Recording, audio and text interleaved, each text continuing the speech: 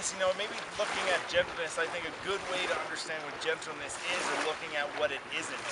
Maybe sometimes you've been told that you're harsh or abrupt or, that sort of just raspy that just gets you that, for all the words, it's a abrasiveness.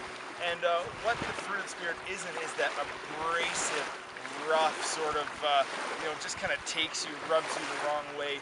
The Bible says in Isaiah that Jesus, talking about the Messiah that would come, he says, as a sheep before the shearers is silent.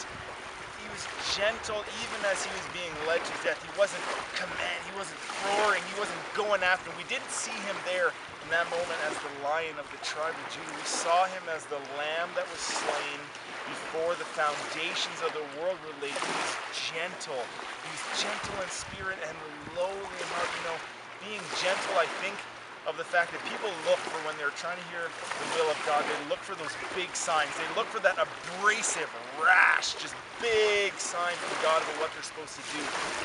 But Elijah, as he was running and being pursued by Jezebel, he found himself on the mountaintop. I'm in the midst of the mountains here. And he wanted to hear from God, and there was an earthquake, but God wasn't in the earthquake. And there was a fire, and God wasn't in the fire. And there was this windstorm, and God wasn't in the wind. And then there came a gentle whisper. And in that whisper, Elijah heard God's voice. He covered his face when God spoke to him.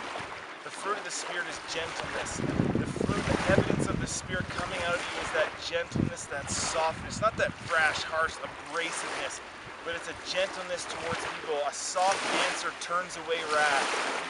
And so I encourage you to be gentle today. Allow that gentleness to come out of you. See you again.